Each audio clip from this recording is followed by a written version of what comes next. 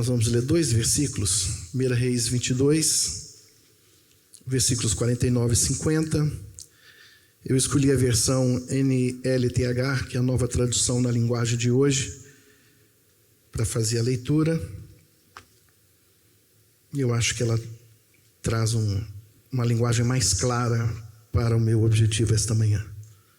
Acharam todos? 1 Reis, capítulo 22, versículos 49 e 50, são apenas 2 versículos que nós iremos ler. Porém, a mensagem está baseada a partir do versículo 41, que é todo o texto, né? Diz assim: o rei Jeosafá construiu grandes navios para navegarem até a terra de Ofir e trazerem ouro.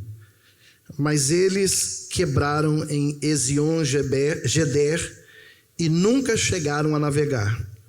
Então Acasias, filho de Acabe, ofereceu os seus marinheiros para viajarem juntos com os marinheiros de Josafá, mas ele não quis. O objetivo de Josafá ter rejeitado essa oferta foi por causa da frustração por aquele acidente que ele teve, e ele ficou tão decepcionado que ele não quis saber de mais nada. Ele tinha um objetivo muito claro, que era ir a Ofir. Teve um investimento de talvez uma centena de milhões de dólares, ou muito mais, porque ele construiu uma frota de navios para fazer a viagem, e ele praticamente não conseguiu sair do lugar. Então a frustração foi tão grande que, mesmo ele recebendo ajuda de um rei, né, o rei Acasias ofereceu ajuda para ele. Acasias tinha bastante experiência no tipo de viagem que o rei queria fazer, então falou para ele: olha, se você quiser eu te ajudo, eu mando os meus marinheiros, eles se unem aos seus e vocês podem viajar. Mas a frustração dele foi tão grande que ele simplesmente não quis saber. Ok, este texto que nós acabamos de ler, então, ele fala de navios que se quebraram em Ezion-Geber. E esse é o tema da minha mensagem: navios que se quebraram ou que se quebram em Ezion-Geber. Por que eu estou dando este tema a essa mensagem essa manhã? Porque esses navios, eles são a representação da nossa vida. Neste texto, esse navio representa a minha e ele representa a sua vida. Na vida do rei Josafá, representou os sonhos, representou os planos, representou os desejos, representou os projetos que ele tinha. E eu digo que todos nós temos as mesmas coisas: sonhos, planos, projetos, objetivos. Aliás, uma pessoa que não tem plano, não tem projeto, não tem objetivo de vida e não tem sonho, ela simplesmente não sai do lugar e muito menos chega a algum lugar.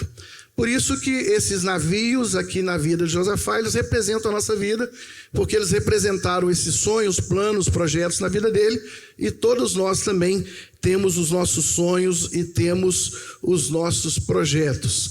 Aliás, talvez o grande motivo que você esteja aqui na América é por um sonho maior, não é isso? Existe um sonho na vida de milhares de pessoas, de milhões de pessoas, de virem conquistar a América. Não são todas as pessoas que conseguem, mas você conseguiu, porque você está aqui não sei quanto tempo, alguns mais de 30, 40 anos, outros acabaram de chegar. O pastor acabou de fazer um anúncio aqui pedindo que nós ajudemos, né? Eu queria até, pastor, te ajudar aqui, te ajudar não, mas completar. O senhor disse que todo mundo deve ter alguma coisa em casa. Quem não tiver, pode comprar, né? Não tem nenhum problema. É melhor ainda, né? Compra novinho, pastor, né? E aí dá para os irmãos, porque quem dá, recebe, né? É um investimento que nós fazemos na vida das pessoas. Todos nós fomos ajudados. Eu acho que não tem nenhuma pessoa aqui que possa dizer: eu cheguei aqui e ninguém me ajudou em nada. É meio difícil. Eu posso até acreditar, mas eu vou te colocar no rol assim, de 0,01% de pessoas que chegaram aqui autossuficientes e não conseguiram ajuda de ninguém. Então, assim como cada um de nós, né, temos sonhos, planos, projetos, Josafá também, ele tinha sonhos, ele tinha projetos. E o grande sonho que Josafá tinha naquela época era que Judá fosse uma nação próspera. Ele pensava na prosperidade do povo, ele pensava na independência do povo, e este era o objetivo dele. Olha, eu quero dar uma melhor condição para o meu povo. Eu acho muito interessante quando os nossos governantes pensam na gente, né? O problema é que é raro encontrar um governante que pensa na gente. Mas o texto diz que o rei, ele tinha esse objetivo. Ele queria fazer com que Judá fosse uma nação próspera, que houvesse bastante recurso financeiro e que de alguma forma ele pudesse investir esse recurso financeiro na vida do povo. Então, baseado nesse sonho, baseado nesse plano, baseado nesse projeto, ele construiu uma frota de navios. E o objetivo era que esses navios pudessem fazer uma viagem e dessa forma ele então cumprir com o sonho que ele tinha no seu coração.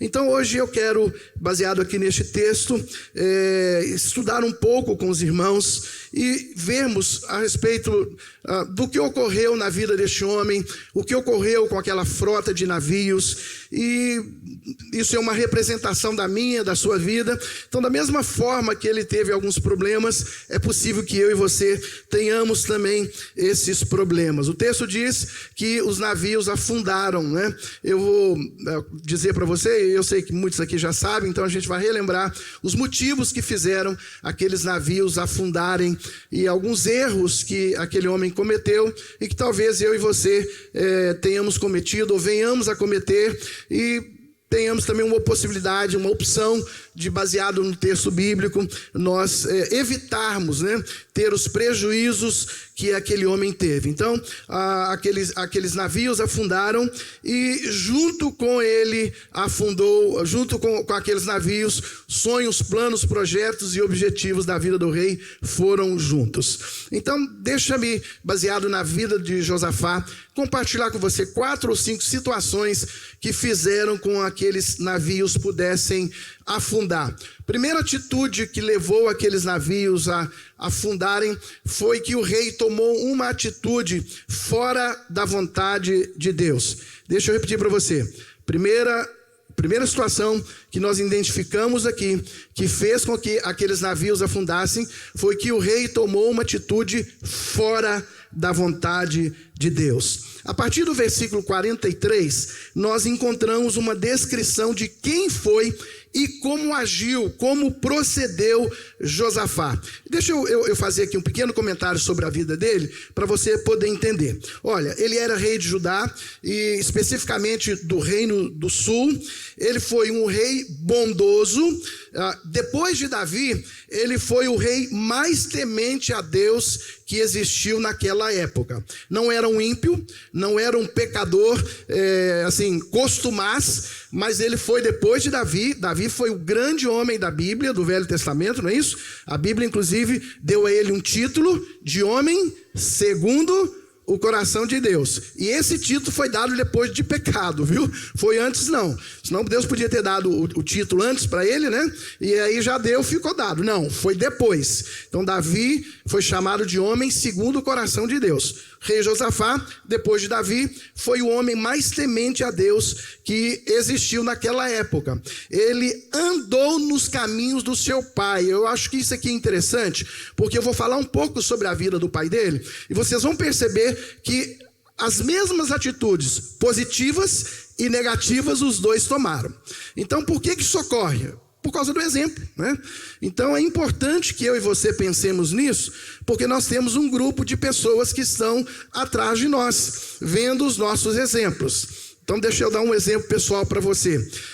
Desde que nós tivemos o Abel, nosso filho, que está aqui conosco hoje, ele veio no domingo passado, participou do culto, chegou do aeroporto, veio direto para cá, participou do culto e está indo embora essa noite. Eu e a Rosane, nós procuramos ensinar e passar para ele tudo que nós recebemos de ensino e orientação dos nossos pais. E uma das coisas que eu sempre fiz com a Rosane foi preservá-la ao máximo possível. Por exemplo, se eu puder evitar dela carregar peso, eu vou fazer isso. Se eu puder evitar dela ter algum tipo de problema problema, eu vou fazer. E eu sempre quando viajava, falava assim, Abner, deita aqui na minha cama, no meu lugar, e cuida da mamãe para mim. E o Abner foi crescendo. Então, sempre quando... e é normal aqui na América, né? O melhor carro lá em casa era da Rosane. Então, sempre quando ia trocar um telefone, comprava um telefone melhor para ela possível. E eu fui fazendo isso e fui ensinando e as coisas foram passando. E o ano passado ocorreu uma coisa interessante lá em casa. O Abner agora é casado, ele tem uma filhinha, chama Maria Eduarda. Ela veio aqui na América, agora em abril. Então a Maria Eduarda é minha neta. E depois que ele voltou, descobriu que nós vamos ter uma outra netinha, que é a Helena, né? Tempo de rir, tempo de chorar, mas tempo também de rir. Então, o Abner, acho que o ano passado mesmo, ele falou assim, pai, eu vou comprar um telefone para Camila, que é a esposa dele. Eu falei, ótimo, meu filho, beleza, qual telefone você vai comprar? Vou comprar o iPhone 13. Eu olhei assim, meu Deus, Rosane, por que ele vai comprar logo um iPhone 13, um telefone caro? E ele falou, vou comprar aqui no Brasil. Eu falei, meu Deus, pior ainda, aqui no Brasil, Jesus... Irmãos, e num determinado momento me deu uma inquietação. Eu falei, esse menino está exagerando. Para que comprar um telefone tão caro assim para ela? Pastor, e a primeira reação foi, eu vou chamá-la aqui em casa e falei, meu filho, compra esse não, compra o 11, compra o 12. Irmãos, passou alguns momentos, me veio na mente... ou a minha esposa me lembrou, não sei qual dos dois, que sempre ocorre, né?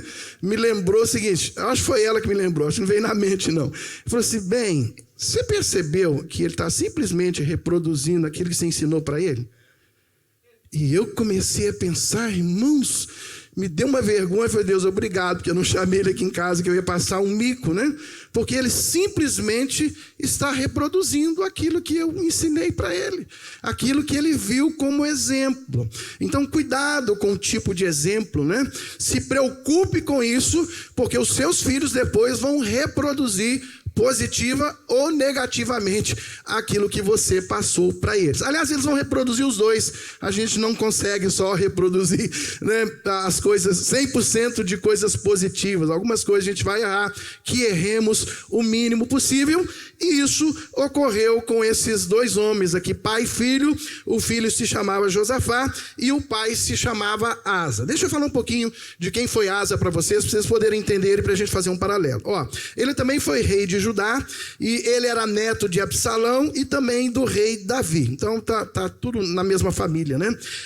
O reinado dele, de Asa, foi conhecido por um reinado onde praticamente não houveram guerras. Foi um tempo de muita paz. 90% do tempo de reinado, que deu mais de 40 anos, foi um período de paz, não houve guerras. Alguns dos atos que Asa fez, que Asa tomou no seu governo, foi... primeiro, a remoção dos altares estranhos que haviam lá para adoração a deuses estranhos também. Então ele removeu esses altares, ele deu ordens para que o povo de Judá buscasse ao Senhor, e falou, Senhor, eu vou tirar esse trem daqui, porque isso aqui não tem nada a ver conosco, e ele passou uma ordem, olha, todo mundo está ordenado aqui, vocês precisam buscar ao Senhor, enquanto se pode achar, e invocá-lo enquanto é tempo, vocês vão fazer isso. E ele falou uma outra coisa, eu quero que todo mundo seja fiel. E ele disse mais, seja fiel sobre o pouco e sobre o muito te colocarei. Foram algumas das orientações e das atitudes que o rei Asa tomou. Inclusive, pastor, ele se levantou contra a sua própria mãe, ele testemunhou contra ela, ele depôs contra a mãe, porque a mãe praticou a iniquidade, ela praticava a iniquidade, e ele disse, não, eu não aceito, mãe, aqui em casa não, aqui em casa eu e a minha casa serviremos ao Senhor. A mãe praticou a idolatria, ele chamou a mãe no gabinete pastoral, deu uma apertada da mãe e falou, mãe, eu te amo muito, mas idolatria aqui em casa, não. Aqui em casa, quem determina sou eu, quem dirige a casa sou eu, e dentro da minha casa eu não aceito idolatria. Você entendeu? Entendeu, né? Isso, então entenda mesmo. Então, foi o que ele fez.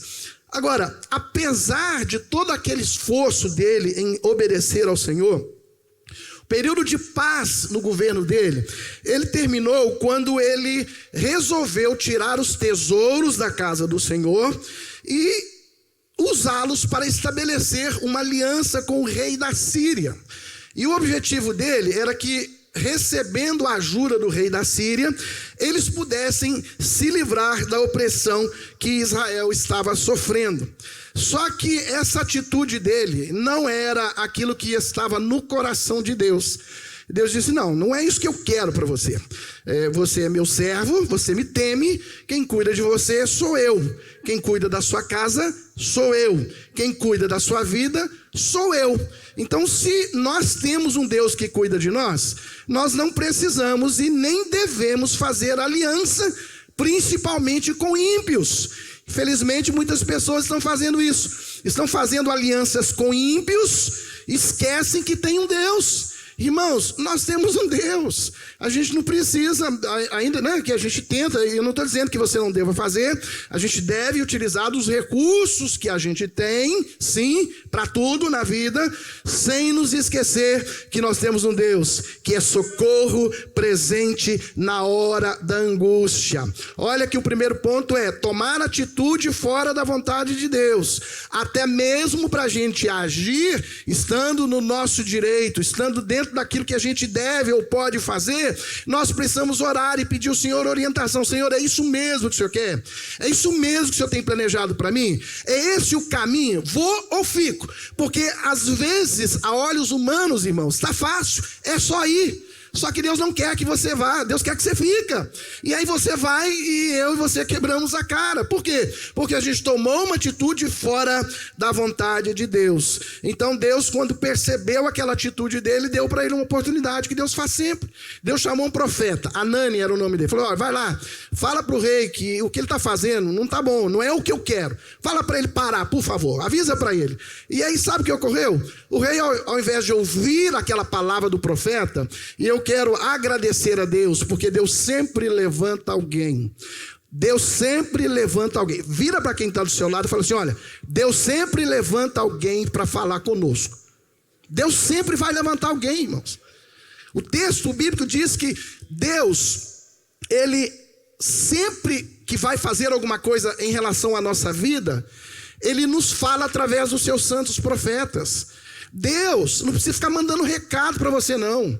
É claro que Deus tem mensagens, tem palavras proféticas. Deus usa sim pessoas para falar com você, mas Deus tem palavra direta para você. Pastor, mas eu não estou recebendo. Então tem alguma coisa errada. Talvez o seu problema é a falta de conhecimento e de experiência com Deus. Então eu te oriento esta manhã a buscar ao Senhor e pedir a Ele entendimento, porque você precisa ter a sua própria experiência com Deus. Deus sempre levanta alguém. Levantou o profeta, foi lá falar com ele, só que a atitude dele, pastor, foi terrível, porque ele não gostou da palavra do profeta e ele castigou o profeta. Ele poderia não ter gostado da palavra do profeta e ficado calado, mas ele não aguentou, foi mais do que ele, sabe? A gente faz, eu não consegui, foi mais forte do que eu. Cuidado com esse mais forte, porque essas atitudes podem nos levar a consequências terríveis. Pastor Genildo, ele não gostou daquela atitude e ele foi lá e ele castigou o profeta. Ele podia ter dito assim: senhor profeta, faça o favor de vazar da minha casa agora, em 1 segundo, por favor, vá embora para sua casa. Só que ele não fez isso. Ele ficou tão irritado com a palavra de Deus para a vida. Olha que coisa terrível, irmãos. Não foi a palavra do profeta, não, foi palavra de Deus. O profeta levou uma mensagem de Deus para ele, e a mensagem lhe causou uma irritação, a ponto dele castigar o profeta. Ele ficou tão indignado que ele foi lá e castigou o profeta. Porém, todos os atos da minha e da sua vida, eles têm consequências. Algumas consequências é uma bênção, outras são um desastre para a nossa vida. Sabe qual foi a consequência da vida de Asa? Ele ficou enfermo. Na mesma hora, ele ficou gravemente enfermo por causa daquela ação.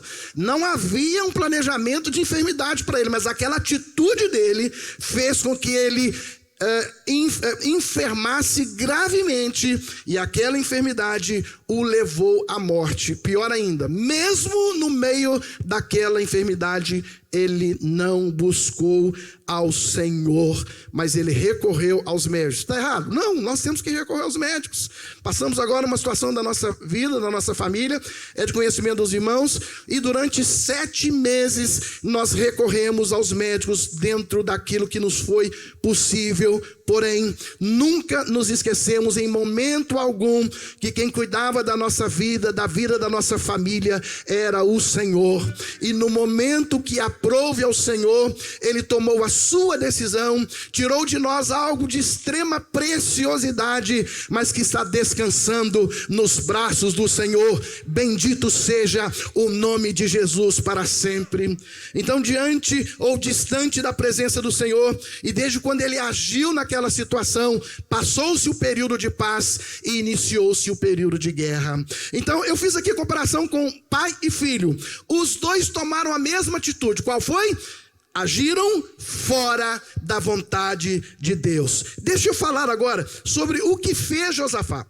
Ele mandou construir navios de Tarsis.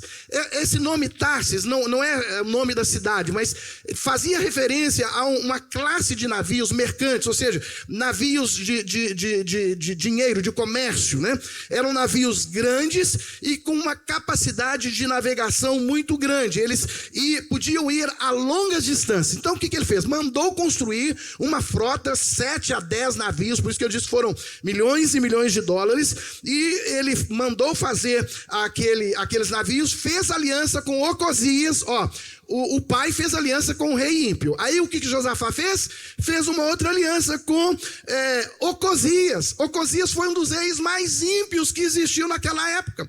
Aí o homem de Deus vai lá, a mulher de Deus vai lá, o servo de Deus vai lá e faz uma aliança com o ímpio. Como é que funciona isso, irmãos? Não funciona. Não vai dar certo. Deixa eu repetir para você. Não vai dar certo. Não se alie a ímpios. Pastor, então eu vou viver no meio de crente, só crente? Não, você vai viver no meio de todo mundo. Só que quem não é crente, você vai edificar através da sua vida. Não fazer aliança com ele, porque não vai dar certo. Fala para quem está do seu lado. Não vai dar certo fazer aliança com o ímpio. Não vai dar certo. E em algum momento vai falhar. Então o que ele fez? Fez aliança com o rei ímpio. Para quê? Para ir em Ofir, na Arábia, buscar ouro. A palavra Ofir significa novas portas, novas oportunidades. Aí eu pergunto, quem não está atrás de novas portas ou novas oportunidades aqui? Quem não está? Tem alguém que não esteja? Todo mundo está, né? Você está buscando e orando por uma oportunidade, não está? Você está buscando por uma porta de Deus, não está? Você fala assim, Deus, só um, né? Só um. Eu tenho tido muitas experiências com compras de passagens. Eu já até falei aqui um dia desse, que eu fico enrolando para ver se cai. E o preço vai caindo. Eu falo, ai, cai mais. Aí ele, ao invés de cair, ele sobe. E aí eu começo a orar, Senhor, só uma passagem, Senhor. Só uma, Senhor. Só uma, eu só preciso de uma, Senhor. Eu tenho 200 tantos assentos, 300. Só uma, Senhor. Por quê? Porque todos nós estamos atrás de oportunidades. Todos nós estamos buscando uma coisa boa. Todos nós estamos buscando novas portas. Então aquela região era uma região, passou muito rica em ouro, prata, madeira e pedras preciosas. E era o local, pastor Genildo, onde existia o ouro mais precioso daquela época. Então todo mundo queria ir ouvir, porque era uma oportunidade de trazer ouro e melhorar a vida. Então o que o rei pensou? Vou logo fazer uma esquadra, construir um monte de navio, e eu vou lá em Ofir, vou buscar ouro. Olha, o objetivo dele era bom. Lembra que eu falei no princípio que ele queria? É que o povo dele tivesse uma boa vida, mais dinheiro em caixa, uma vida mais tranquila, ruas melhores pavimentadas, melhor sistema de saúde, melhor sistema de segurança, enfim, era uma bênção. O objetivo dele era bom, era dar melhor vida ao seu povo. Porém, isso estava em desacordo com a vontade de Deus. Por quê? Porque quem cuida do povo de Deus é Deus. Ouro é bom, mas o que adianta ouro sem a graça de Deus na sua vida? Ter green card é bom, cidadania é bom, é ótimo, mas o que adianta sem a bênção de Deus na sua vida? Nada disso adianta, são coisas efêmeras. Então por que deu errado na vida de Josafá? Porque ele e o seu pai agiram, tomaram atitudes fora da vontade de Deus. O que ocorreu? Deus mandou um vento, e o vento foi tão forte que quebrou todos os navios em Ezion-Geber, que era uma cidade próxima a Elate, na extremidade norte do Golfo de Acaba. Aqueles ventos foram tão fortes que os navios foram destruídos e eles praticamente não puderam sair do lugar. O que levou a Josafá ter problema na sua vida? Ele tomou atitudes fora da vontade de Deus. Cuidado com o tipo de atitude que você toma. Cuidado com a maneira como você toma atitudes, porque essas atitudes fora da vontade de Deus poderão trazer prejuízos irremediáveis para a minha vida, para a sua vida. Lembre-se, a minha vontade, a sua é efêmera. Por quê? Porque ela não passa aqui do nosso nariz. Porém, a vontade de Deus, ela é soberana, ela é perfeita. Guie-se pela vontade de Deus esta manhã. Doa quem doer, guie-se pela vontade de Deus. Por quê? Porque ela é soberana e perfeita. Você crê nisso? Você crê nisso? Então dê um forte aplauso ao Senhor esta manhã. Segundo, o que fizeram os navios afundarem em Ezion-Geber? Foram os ventos contrários, forças externas que tentam nos afastar de Deus e da sua palavra. Eu trouxe aqui um exemplo bíblico, que foi o exemplo de Paulo em Atos, no capítulo 27. Este texto nos relata que Paulo e alguns prisioneiros, eles foram transferidos sob escolta romana para a Itália, sendo que onde Paulo deveria comparecer diante do imperador. Interessante que devido a algumas ocorrências antes da viagem acontecer, aquela viagem acabou atrasando. Houveram alguns problemas que a viagem que era para acontecer no dia acabou atrasando e aconteceu dias depois. Com esse atraso, o tempo de navegação ficou perigoso e ficou até mesmo impróprio. Os ventos mudaram, houveram alguns problemas e a navegação que a princípio, na data marcada, seria uma navegação tranquila, passou a ser uma navegação perigosa e até mesmo imprópria. O texto diz que Paulo, que conhecia aquele trajeto, conhecia bem aquele trajeto, chamou o capitão do navio e falou para ele assim: olha, pela minha experiência, eu acho que é melhor a gente não ir agora, porque as coisas poderão se complicar. Só que o capitão do navio, eu imagino, o texto não diz, mas eu imagino, que olhou para a cara de Paulo e deve ter pensado: você está querendo sair fora, porque eu estou te levando preso e você está querendo despistar, você está querendo sair fora. Às vezes a gente faz isso, sabe? A gente fica olhando assim meio desconfiado e pensa que aquela palavra de Deus é só para desviar a gente do nosso caminho. É para desviar sim do seu caminho, para evitar que você tenha problemas. Às vezes a gente não entende bem e pensa: está querendo pegar a minha bênção. Não, ele não está querendo pegar a sua bênção. A bênção que Deus tem para você, ela é sua, e o Senhor quer que você a tenha esta manhã. Receba a bênção de Deus sobre a sua vida. Eu ministro bênçãos de Deus sobre a sua vida. Mas Paulo falou para ele: olha, vamos esperar mais alguns dias. Porém o comandante falou: não, de maneira alguma, nós vamos sair agora. O Paulo: espera o tempo ficar mais favorável. Ele disse: não, nós iremos agora, nós vamos sair imediatamente. E o resultado é que eles foram apanhados por uma grande tempestade e só não morreram porque Deus conservou a vida de todos por causa de Paulo. Que coisa linda, né? Deus preserva a vida de muitas pessoas por sua causa. Deus preserva a vida da sua família, a vida dos seus amigos, por sua causa. Olha que coisa boa sermos servos de Deus. A Bíblia diz que há um Deus que trabalha a favor daqueles que esperam, a favor daqueles que confiam no Senhor. Louvado seja o nome de Jesus. Queridos, cuidado com os ventos contrários, porque eles podem trazer consequências terríveis para a minha e para a sua vida. Quem sabe você esta manhã está sentindo aí ação, né? Está sentindo que pode vir ventos contrários sobre a sua vida. Cuidado com isso, fique atento, fique esperto, fique de olho. Ore, peça ao Senhor orientação, peça a Deus graça, peça a Deus misericórdia para que Ele possa livrar você daquela situação. Se Ele não te livrar da situação, Ele então irá te livrar na situação, porque há situações que nós vamos ter que passar. Então a gente não vai ser aliviado dela, o Senhor não vai desviar aquela situação da gente grande, mas no meio daquela grande situação, o Senhor te livra. Você pode estar dentro do fosso dos leões,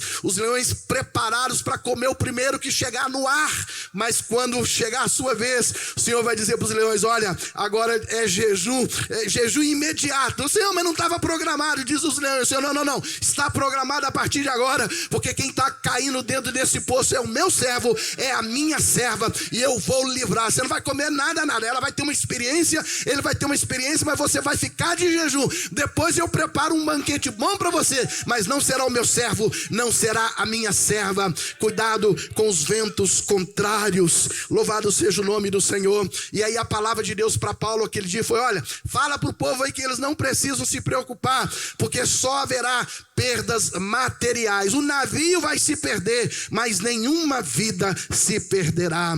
Queridos, nós estamos vivendo um tempo em que as coisas estão invertidas. Nós estamos dando mais valor a coisas materiais do que a coisas espirituais. E o exemplo bíblico aqui do que a pessoas, né? Nós estamos preocupados, e eu não estou dizendo que está errado não, tá? Muito com cachorro e pouco nada com as pessoas. Tem pessoas dando filé mignon para o cachorro. Se você pode, ótimo, bênção de Deus, mas dá um bifinho desse para mim e para o seu irmão também, né? Não compra 100 carne de pescoço para a gente não, porque às vezes a gente faz isso. Nós estamos valorizando mais coisas do que pessoas, mas a palavra de Deus foi o seguinte: olha, só vai haver perdas materiais, não haverá perdas humanas. Meu querido irmão, o Senhor é contigo esta manhã, e a palavra que o Senhor deu a Paulo aquele dia, aquela madrugada, Ele está dando para você: olha, você pode até ter perdas materiais, mas não haverá perdas humanas. Louvado seja o nome do Senhor. Sinta o cuidado de Deus sobre a sua vida esta manhã. Tem pessoas aqui que estão precisando de sentir o cuidado de Deus. Há um mês e pouco atrás, nós estávamos no Brasil, e minha esposa, que dirige uma associação, recebeu uma mensagem que era de uma missionária nossa, da nossa igreja no Paraguai. E ela dizia assim: irmã Rosane, eu estou precisando de ir ao Brasil agora, passar um mês, 2 semanas com a minha família, aí no Brasil fazendo tratamento, eu não tenho onde ficar, consegue um lugar para mim. E ela sugeriu um lugar para ficar, um lugar que a gente tem lá, só que o lugar está em obras, não tinha a mínima condição, e a gente ficou apertado sem saber o que fazer. E eu falei assim: bem, quem sabe aquele apartamentozinho que a mamãe tem lá em cima, vamos pedir para ela, vamos falar com ela. E aí eu falei: mãe, contei a situação. Eu falei: meu filho, nós acabamos de reformar esse apartamento para alugar, e se essa menina suja esse apartamento, como é que faz? Eu falei: mãe, o apartamento está desocupado, só está devendo alguns dízimos aí, empresta para ela o apartamento, mãe, aí o senhor já aproveita e paga um pouquinho do dízimo. Meu filho, mas se aparecer alguém para alugar, mãe, se aparecer, a senhora aluga. E eu fiquei pensando: Senhor, não deixa ninguém alugar esse apartamento não, para a gente poder. Mas eu fiz isso mais de constrangimento, eu estava constrangido sem saber que resposta dar. E aí a minha mãe: então tá, se não alugar eu permito. E aí os dias foram passando e a gente ficando apertado. Eu falei: bem, avisa para a irmã, fala para ela poder vir, que a gente vai preparar aqui um apartamento para ela aqui da minha mãe.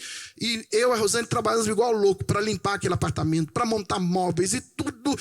E montamos, irmãos. Dias depois que a irmã tinha chegado, aliás, eu a vi só no dia de chegar, porque na mesma semana nós tivemos que vir para a América. E sabe o que ocorreu?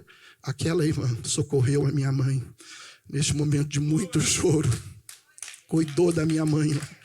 Estávamos aqui chorando, a minha irmã, e aquela irmã cuidando da minha mãe, orando por ela. Foi lá, arrumou o cabelo dela. Minha mãe de 78 anos, estava lá toda acabada, né? Cabelo daquele jeito, acho que nem o rosto lavou direto. Foi lá, deu um banho na minha mãe, arrumou o cabelo dela, mandou uma foto, e eu chorei aqui. Eu falei: Senhor, o Senhor é um Deus que trabalha, o Senhor é um Deus que cuida das pessoas. E sabe o que a irmã falou para nós? Pastor, muito obrigado, pastor. Eu estava sentindo necessidade de me sentir amada, porque eu estava lá no Paraguai me sentindo julgada, e eu estou aqui nas nuvens. E eu pensei: minha filha, você que não sabe, é que nós aqui estamos nas nuvens. Irmãos, Deus cuida de você e cuida de mim ao mesmo tempo. Deus cuidou da irmã e cuidou da minha mãe. Sinta o cuidado de Deus esta manhã. Receba o cuidado de Deus sobre a sua vida esta manhã. A Bíblia diz que o filho pode até chorar uma noite toda, mas o pai nunca esquece dele. Deus não esquece de você. Deus está cuidando de você essa manhã. Deus te trouxe aqui essa manhã para dizer: filho, eu te amo, eu te amo. Filha, eu te amo, eu cuido de você, eu cuido de você, eu cuido de você, eu cuido de você. Receba o cuidado de Deus esta manhã. Terceiro, deixa eu caminhar rápido aqui para a gente terminar. Terceiro problema que levou aqueles navios a afundarem foi a navegação por águas desconhecidas. Josafá trafegava ou naufragava, não trafegava, né? Naufragava, era navio, não era carro, em águas que lhe eram totalmente desconhecidas. Ele não tinha noção do que poderia haver naquele lugar. Essa atitude nos leva a entender que ele escorou a sua fé em si mesmo e não em Deus. Construiu navios e foi em caravana a Ofir, porém não conseguiu chegar ao destino proposto. Queridos, o que faz com que nosso navio venha a naufragar é o pouco ou nenhum conhecimento que nós temos a respeito de Deus e da sua palavra. Se eu e você conhecêssemos um pouquinho mais da palavra de Deus, tantas coisas na nossa vida seriam evitadas. A Bíblia diz inclusive que nós erramos, é um erro que nós cometemos, porque nós não conhecemos as Escrituras, e quando não conhecemos as Escrituras, nós não queremos conhecer o poder de Deus. Nós não vamos conhecer e saber aquilo que Deus pode fazer por mim e por você. E eu vou te dizer uma coisa: Ele pode fazer muitas coisas por você. Ele pode fazer tudo o que você quiser, desde que esteja em conformidade com a vontade dEle. Porque às vezes aquilo que nós queremos não é bom para mim, não é bom para você. A gente vai chorar, vai espernear, vai bater os pés, vai reclamar, vai murmurar, e Deus vai falar: eu não vou te dar, porque se eu te der, você vai morrer. Eu não vou te dar, porque se eu te der, você vai desviar e vai para o inferno. Eu não vou te dar. É para a preservação da vida. Então procuremos conhecer o território, o mar, o local onde nós estamos. Procure conhecer a palavra de Deus, porque a palavra de Deus é lâmpada para os nossos pés, ela é luz para o nosso caminho. Queridos, busquemos ao Senhor por uma direção perfeita esta manhã. Busque ao Senhor por uma direção perfeita. O Senhor, Ele é contigo por onde quer que andares. O Senhor quer iluminar os seus passos, iluminar os seus caminhos. Josafá não tinha nenhuma noção de onde ele estava. Ele simplesmente sabia de Ofir, porque todo mundo sabia. Era o local onde tinha o ouro mais precioso. Ninguém era dono, então você chegava e pegava aquilo que você podia. Por isso que ele pensou: faço logo uma frota e vou encher e vou levar, e acabou. Só que ele não conhecia o caminho, ele não conhecia o local, ele não sabia dos ventos contrários.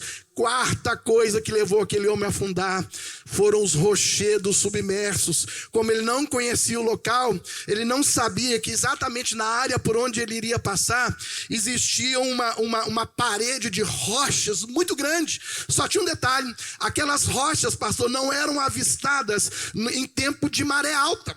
Então, maré alta, ninguém via rocha nenhuma, ninguém via nada. E aquele homem não sabia, ele foi exatamente por ali. E a Bíblia diz que quando ele estava passando, ele colidiu com aqueles rochedos, com aquelas rochas, e aquelas rochas fizeram com que todos os navios dele afundassem. Aquele local, inclusive, era conhecido como um cemitério de navios. Rochedos submersos aqui neste texto, irmãos, ele representa aquilo que nós não vemos. A ação do inimigo, do invisível contra a minha e contra a sua vida. A Bíblia diz que Satanás, ele anda ao nosso derredor buscando a quem possa tragar. Cuidado com a ação do invisível na sua vida. Ela vai chegando de mansinho, uma mentirinha aqui, um rolinho ali, uma despistadazinha aqui, outra ali. Quando você assusta, você já afundou, e às vezes não há mais possibilidade de retorno. Deixa eu trazer aqui um rápido exemplo exemplo para você, que é um exemplo muito conhecido, muito famoso e muito conhecido, mais de 100 anos atrás, que foi do afundamento do navio Titanic. O Titanic, ele foi considerado como o triunfo da engenharia náutica daquela época. Os construtores daquele navio se orgulhavam dele. Inclusive, eles diziam que aquele navio, ele era invisível. Os especialistas que examinaram aquele navio, eles ficaram, depois de pronto o navio, fizeram várias viagens experimentais e os especialistas deram um certificado. E eles, inclusive, chegaram a dizer, olha, esse navio ele é tão seguro que não existe alguma coisa assim capaz de afundá-lo.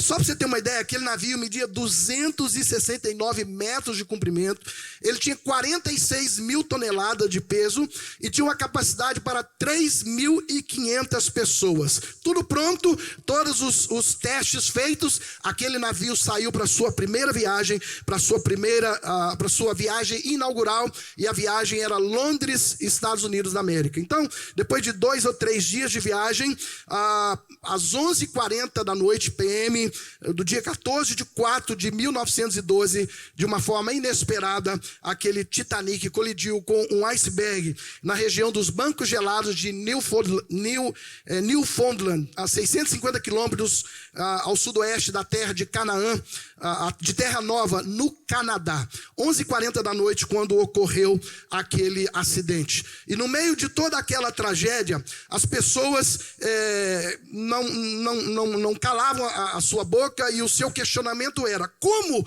um navio do porte do Titanic, né, pode simplesmente ter afundado em um choque com um iceberg?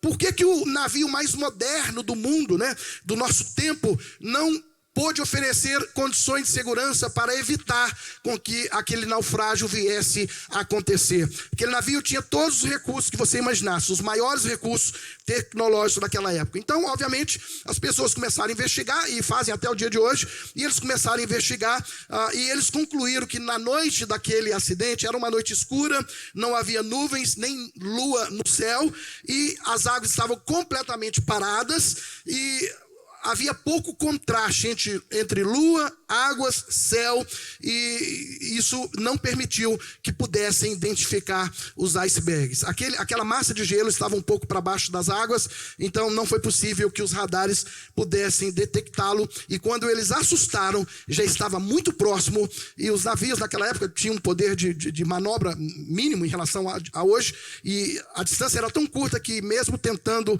sair fora daquele iceberg, daquela colisão, isso não foi possível, e aquela massa de gelo pegou no casco do navio e inundou cerca de 5 a 6 compartimentos da parte inicial, da parte dianteira do navio.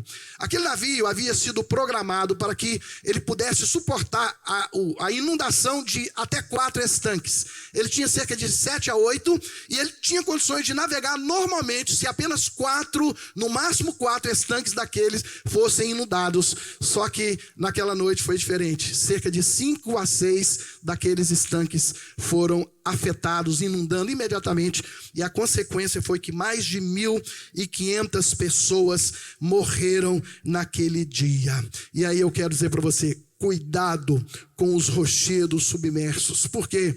Porque eles podem abrir um buraco enorme no casco do meu e do seu navio, impedindo-nos de navegar, trazendo frustração e trazendo morte para a minha vida e para a sua vida. Aquele acidente representa a ação do invisível.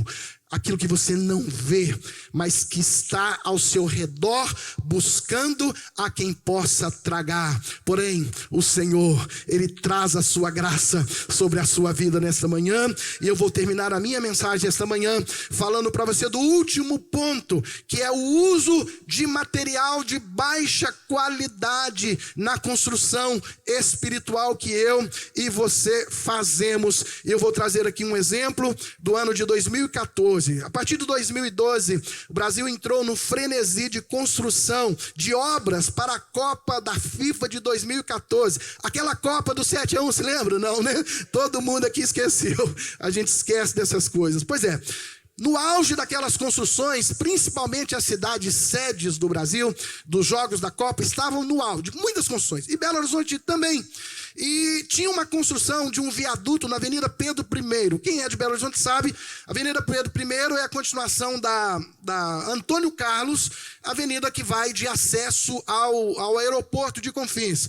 É a Avenida Antônio Carlos e a Cristiano Machado. São as duas únicas, e as duas lá embaixo, que vai para o aeroporto, as duas se unem e elas vão para o aeroporto. Então, havia a construção de vários viadutos, e um deles numa manhã de segunda ou terça-feira, por volta de 8 horas da manhã, era um viaduto que fazia assim, da direita para a esquerda, cruzando, acho que é isso mesmo, ou por cima, acho que por cima, e aqui, por cima, exatamente, o anterior que faz uma curva de direita para a esquerda, por cima, e por volta de 8 horas da manhã, 8 e pouquinho da manhã, tráfego muito forte em direção ao centro, o pessoal trabalhar, e de repente ouviu-se um estrondo muito grande e aquele viaduto caiu sobre um ônibus e um carro, matando imediatamente umas 3 ou 4 pessoas, e foi um desespero muito grande em Belo Horizonte, um susto muito grande, e obviamente as autoridades caíram em cima e eles foram investigar, e eles descobriram que o motivo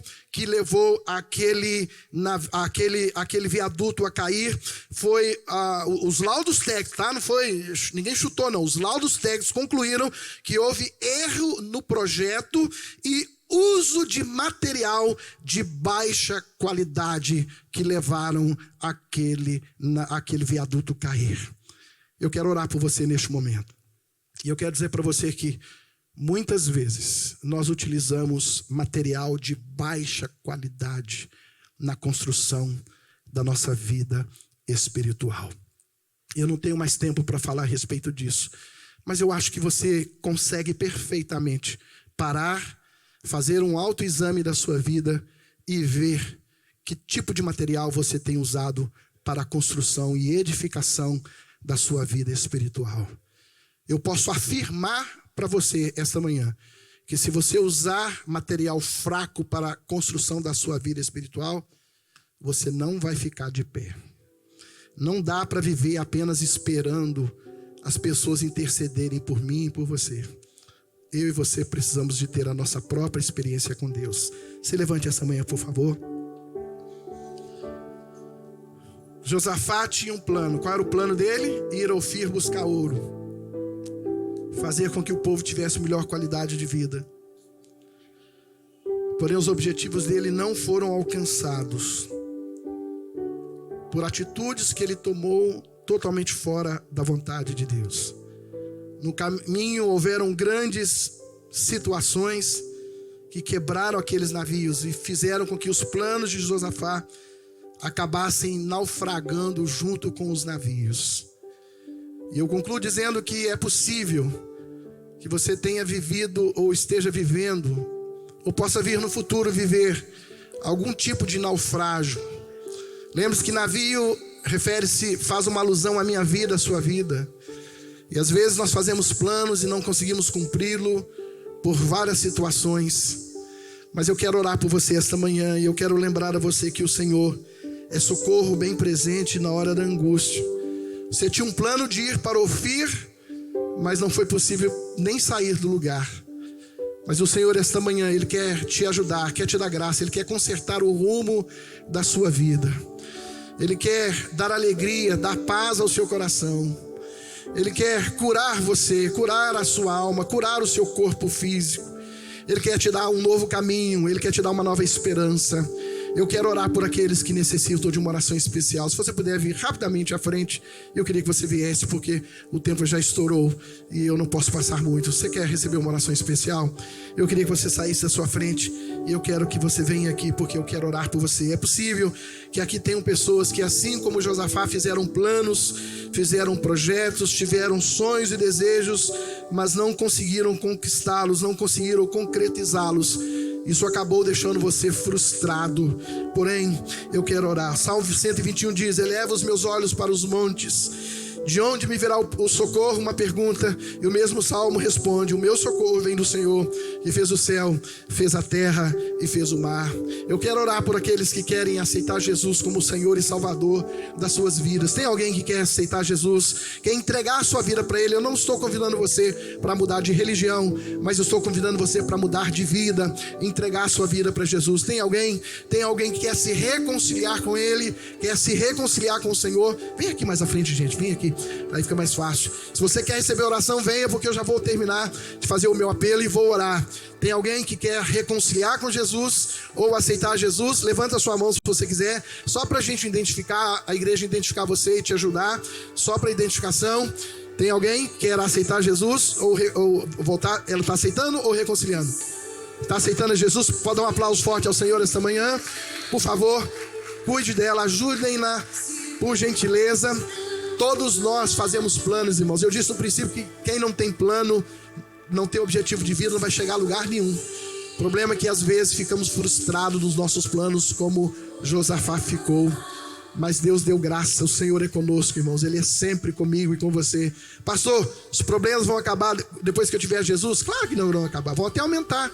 Só tem um detalhe: você terá a presença do Senhor, terá ajuda e terá a graça do Senhor sobre a sua vida. Estende as mãos sobre esses irmãos que estão aqui à frente. Vamos orar por eles. Se algum dos obreiros puderem vir aqui também, os pastores, nós temos muitos aqui. Vem aqui na frente, vamos orar por esses irmãos. Vamos abençoar pastores, pastoras, todo mundo vem aqui na frente. Vamos orar por essas pessoas. Isaías disse: um ao outro ajudou, e ao seu companheiro disse: esforça-te. Pai, é no nome de Jesus que nós queremos elevar a Ti a nossa voz em oração. Obrigado, Senhor, por esta manhã tão preciosa, essa manhã tão abençoada, que o Senhor tem nos permitido estarmos aqui, prestando ao Senhor um culto de louvor e adoração.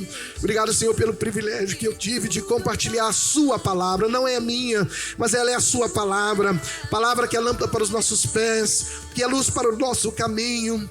Deus, traga, Senhor, e ministra a graça do Senhor sobre a vida de cada pessoa aqui. Senhor, essa pessoa que veio receber ao Senhor como Senhor e Salvador da sua vida, que haja uma limpeza, que haja uma mudança, que haja uma purificação. Senhor, escreva o nome dela no livro da vida. Senhor, abençoe a sua família, dê-lhe, Senhor, a sua graça, porque a sua graça nos basta.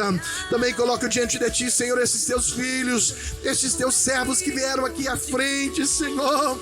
Oh Deus, quem sabe alguns deles tiveram seus planos frustrados, Senhor. Oh, por problemas, por situações, por atitudes tomadas erroneamente. Mas eu ministro a graça do Senhor sobre a vida de cada um delas. Eu ministro cura, eu ministro libertação, eu ministro paz, quietude de coração e mente, baseado na convicção de que tudo vai bem sobre nós, conosco e com o nosso Pai Celestial, entre nós e o nosso Pai Celestial.